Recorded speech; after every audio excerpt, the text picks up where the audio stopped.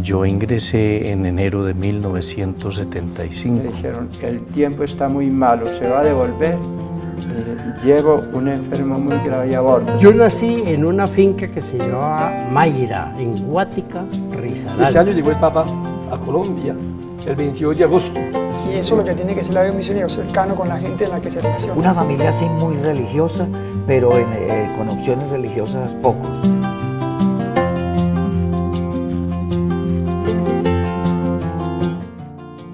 Continuamos este recorrido por la geografía humana de la provincia de Colombia, Venezuela, hoy con uno de nuestros hermanos que de pronto ha tenido lo que les ha pasado a personajes famosos que opacan a sus hermanos. En el caso de Héctor Carvajal, pues siempre la referencia es hermano del doctor Jorge Carvajal.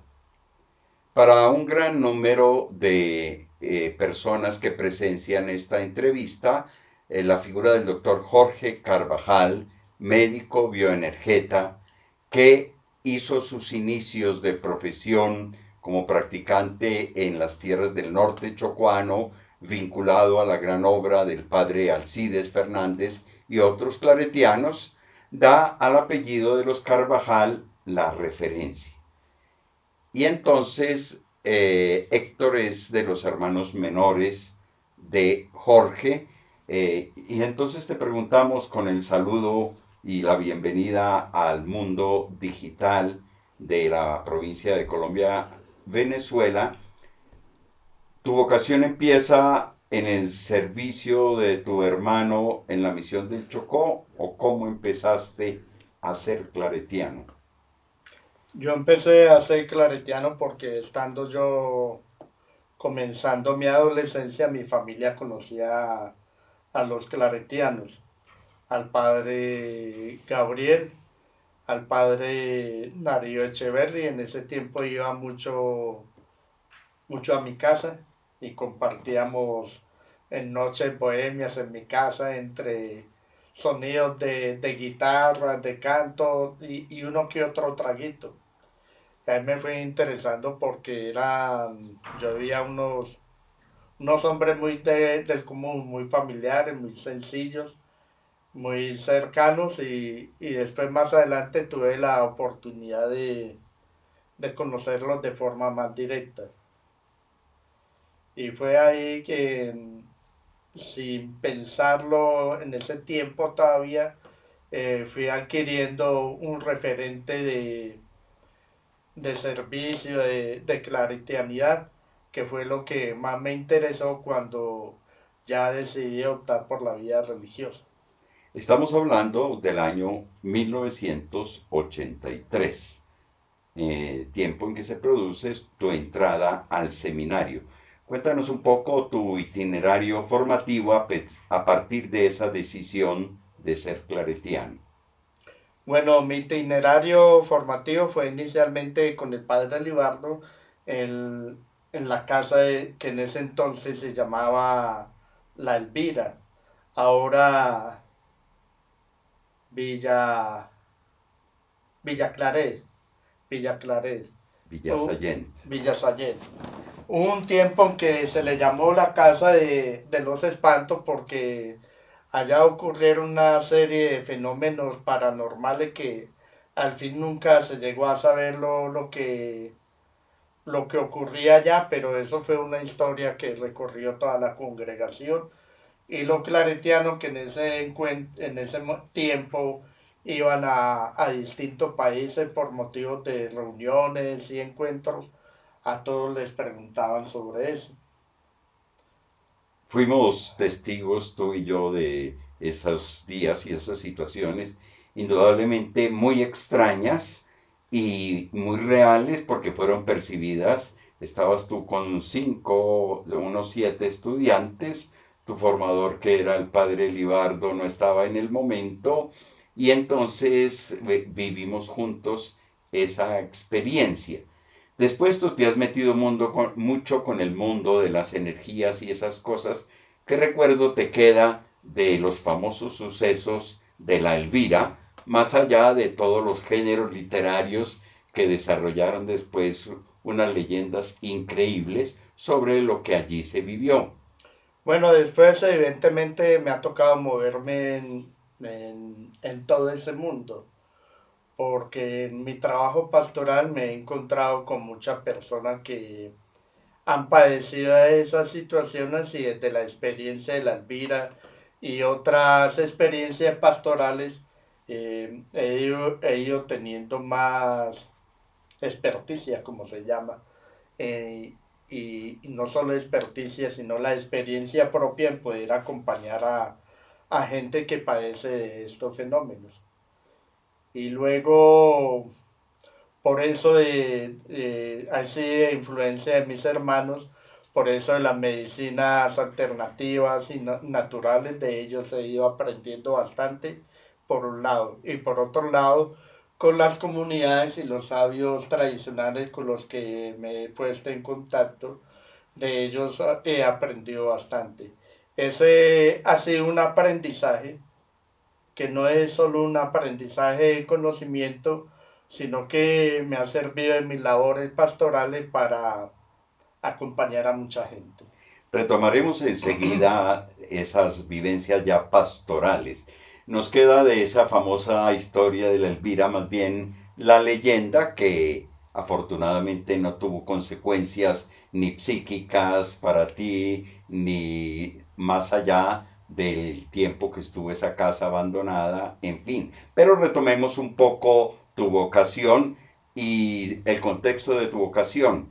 Háblanos de tu familia, a la cual ya mencionaste, y de esos maravillosos papás que son Jesús y María, que se han hecho un poco como los nuestros papás de la congregación, porque somos muchos los que nos hemos beneficiado de su cariño y cercanía. ¿Cómo es tu familia? Contémosle. Bueno, el hecho de estar en una familia numerosa, que somos 11 hermanos, yo soy el séptimo, eso favoreció el ambiente para después entrar a la vida comunitaria en que uno tiene muchos hermanos diferentes. No son hermanos que son elegidos, sino hermanos que llegan. Con algunos hay más entendimiento, con otros no tanto, pero igual todos son hermanos y el hecho de haber vivido en una familia numerosa me dio a mí muchas capacidades de poder asumir la vida comunitaria. Y como lo dije anteriormente, la cercanía de los claretianos que iban a mi casa, eso sí me fue llamando mucho la atención. Y entro yo a la congregación y veo que esa cercanía no era solo hacia afuera, sino también al interno de la comunidad. Lo que más poderosamente me llamó la atención fue la apertura de carisma cuando a mí me decían de servir por todos los medios posibles. Yo en ese tiempo no sabía mucho de comunidades religiosas, mejor dicho, no sabía nada. Y sabía que había pues comunidades que se dedicaban a la educación, con distinto carisma, pero no había escuchado de una comunidad que tuviera esa apertura de carisma, y eso fue lo que me sedujo y me animó finalmente a entrar. Hiciste el noviciado en el Picacho en 1983 y después tus estudios fueron un año en Bolivariana y el resto de la filosofía y teología en esa experiencia de los misioneros de Yarumal, el IMEI, aquí en Medellín. De tu tiempo de formación, ¿qué recuerdas, qué valoras más, tanto de la formación interna como de lo que recibiste de tus maestros de otras entidades? Bueno, empezamos por Bolivariana. Eso era una formación académica muy fuerte, muy exigente, muy tendiente hacia lo intelectual. Y esa vaina no cuadraba conmigo. La valoré, pero eso no terminó de cuadrar conmigo. Y en ese tiempo surgió la posibilidad de hacer los estudios de filosofía con los misioneros de Yarumal aquí en Medellín, en Robledo. Yo veía que eso sí, de acuerdo a mis inclinaciones personales, mi perspectiva cuadraba mejor porque iba más en la línea de los misioneros. De pronto se sacrificaba un poco lo académico, pero se fortalecía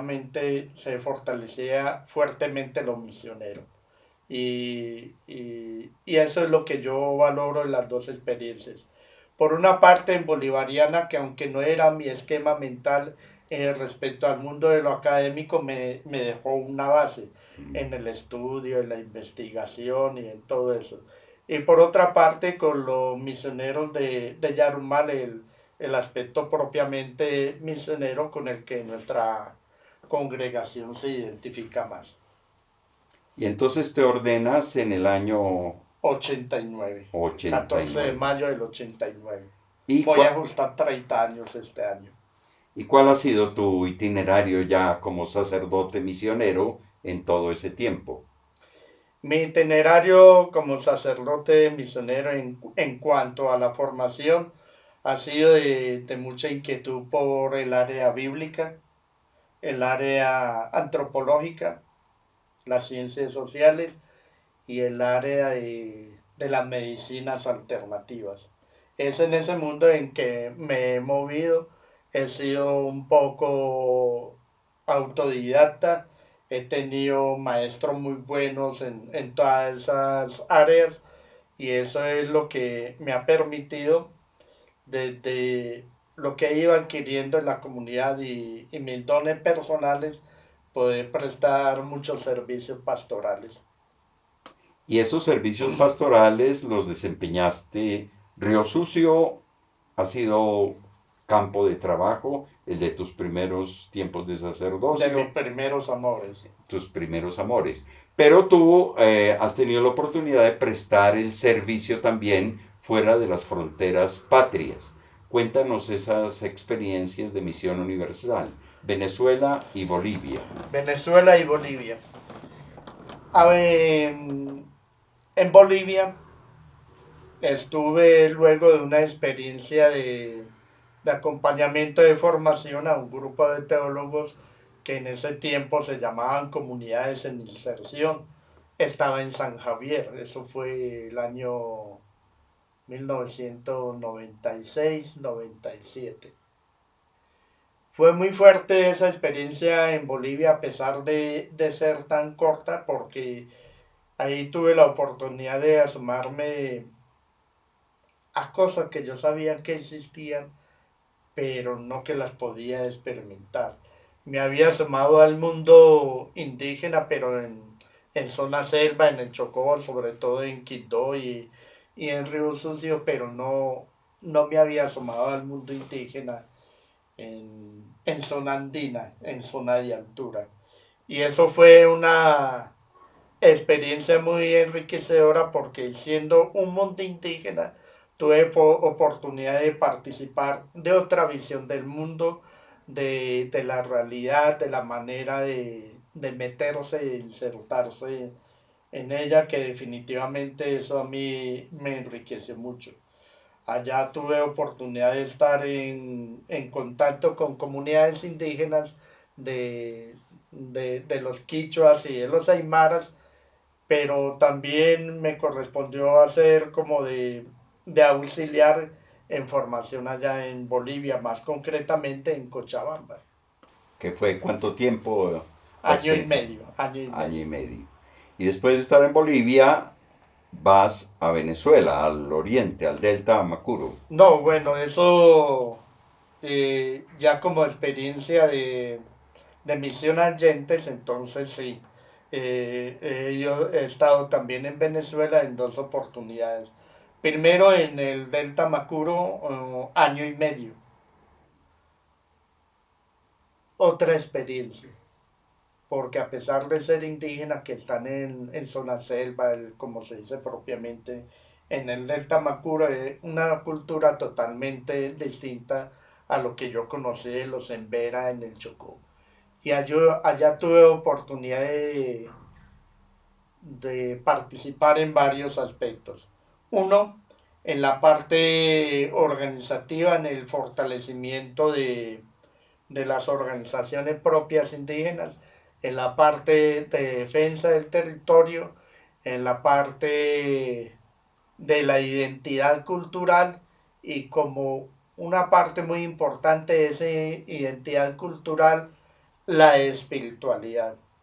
Allá también aprendí de esas cosas y fui haciendo una síntesis de lo que había aprendido en Bolivia, de lo que había aprendido en el Chocó, y allá pude integrar todos esos elementos sin violentar la cultura, sino presentarlos como, como un aporte propio de la espiritualidad del mundo indígena que tiene su riqueza en distintas partes y pudimos hacer allá lo que llamaría un intercambio cultural que los enriqueció mucho a ellos, pero muchísimo más a mí. Y entonces entraste a la congregación porque te sonó eso del carisma de evangelizar por todos los medios posibles.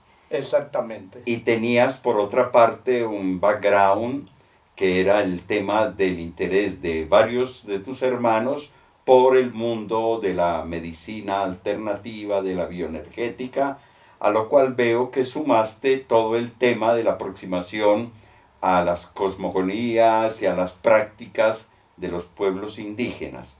Por eso sabemos que en la provincia ha sido uno de los pioneros del mundo de acercarse a la pastoral de la salud alternativa. Recuerdo que cuando, creo que por iniciativa tuya o de algunos compañeros, se promovió el primer encuentro claretiano de personas comprometidas con este tipo de actividades, pues se habló de un aquelarre de brujos, de un meeting de jaibanaes, con alguna reticencia y alguna sorna, pero ustedes se tomaron su trabajo muy en serio. Háblanos un poco de cómo se fortalece esa intuición tuya y cómo la has vivido en términos misioneros. Pues yo veía que en la provincia había gente que ya había trabajado en la pastoral indígena y cada uno le puso su propio sello del que quedan huellas imborrables en las comunidades.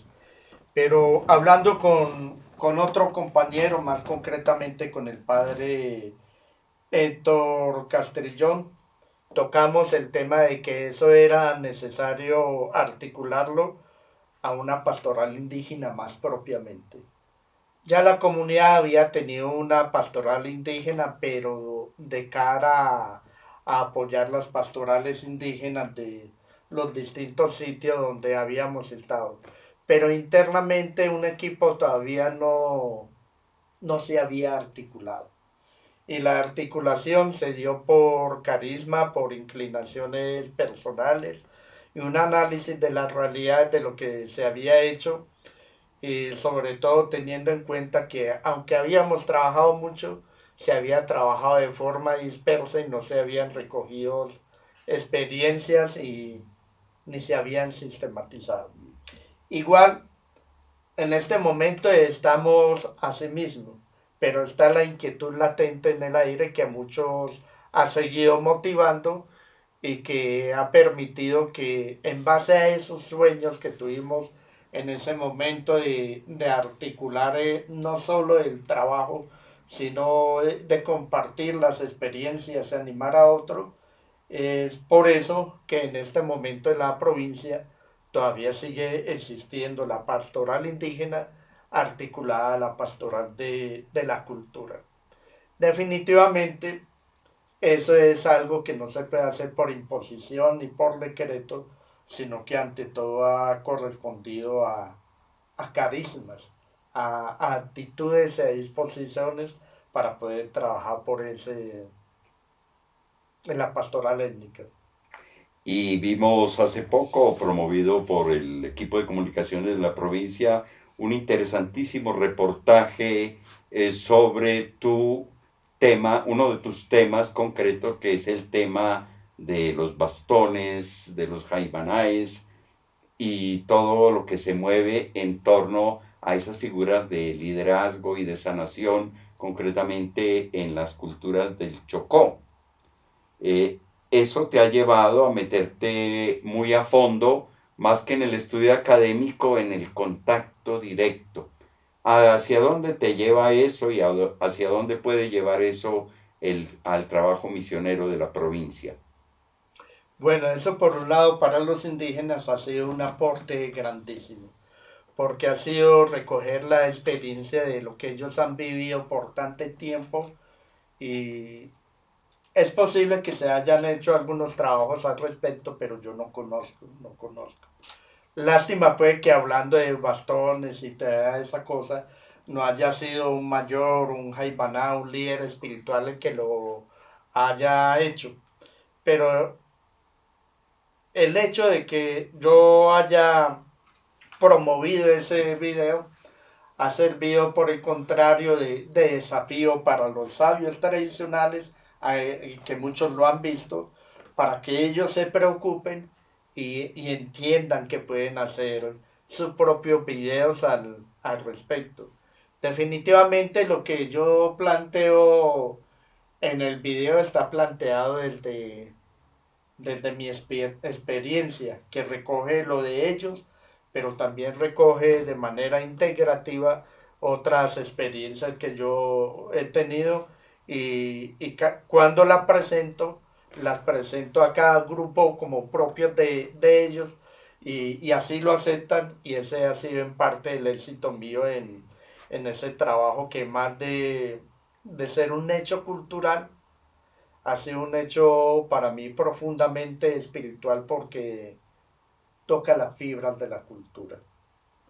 Y a mí se me metió mucho eso del anuncio del Evangelio, Evangelii Nunciandi, de que no es ir a evangelizar a las culturas, sino que para uno poder ser evangelizador, necesariamente se ha tenido que dejar evangelizar.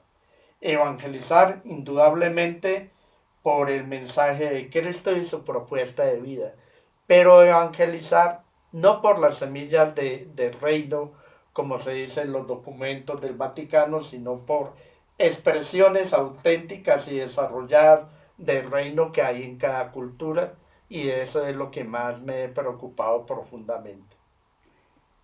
Como una pregunta final, ¿cómo ves tú el futuro de la provincia y el aporte que estás y que puedes seguir ofreciendo a ella? El futuro de la provincia en cuanto a la pastoral de la cultura y a la pastoral étnica, yo veo eso todavía con muchas dudas, porque no hay muchas personas que se animen a eso. Y los que animamos a eso, algún día nos morimos. Pero igual vienen detrás de nosotros una cantidad de muchachos que se empiezan a interesar por eso, y esa es la esperanza. Que recogiendo las experiencias de los que hemos ido adelante, con nuestros aciertos y nuestros errores, ellos también tienen algo que aportar para el futuro, con lo que se recoge del pasado y la experiencia de lo que todavía estamos ahí en eso. Realmente vale la pena, porque este es un país multicultural, multiétnico, y si no le apuntamos a esas experiencias, nos quitamos la posibilidad de poder decirle y acompañar a mucha gente que sí vibra con su propia cultura y su propia espiritualidad. Hablas de tu legado en ese contexto del futuro de la provincia. Por ahora lo estamos viendo en tu vena poética, de la cual de tiempo en tiempo nos ofreces inspiración y vivencia, y se vive en el verso esa selva que tú te has bebido, te has soñado, te has trasnochado. ¿Has pensado además estas otras vivencias ya de tipo más de lo cultural, de lo étnico, plasmarlas? ¿Estás en ese trabajo? Bueno, en cuanto a los poemas, la mayoría de ellos, yo diría un 70%, se refieren a ese trabajo cultural. Habla de abuelos, de abuelas, de ritos, de ancestros, de naturaleza, de espiritualidad. Y todo eso, en el fondo, ha surgido como un desafío en algún momento de mi vida que yo no tenía todo eso y yo me sentía como con síndrome de abstinencia de selva. Y, y al escribir todas esas cosas era como un grito clamando, déjenme estar en mi selva. Pero con el tiempo eso ha ido evolucionando también. He ido entendiendo que lo que vivía allá se quedó dentro de mí y aunque no esté en mi selva amada, como le digo yo, en mi esmeralda, ya ella está dentro de mí y desde ahí puedo acceder a ella, así esté en la ciudad. Pues muchas gracias por regalarnos unos buenos trozos de tu vida. Estoy seguro que todos nosotros, cuando nos lleguen los próximos escritos de Héctor Carvajal, tendremos unas claves de lectura que van mucho más allá de la métrica o de la inspiración del momento en esa búsqueda tan profunda. Y gracias por ser ese hermano cercano, cordial, también por ser lo que se llamaría técnicamente un outsider, alguien que se ha metido en otros mundos, que rompe esquemas y que ahora descubrimos con más certeza son esa búsqueda del reino de Dios al estilo claretiano. Muchas gracias. A todos ustedes también.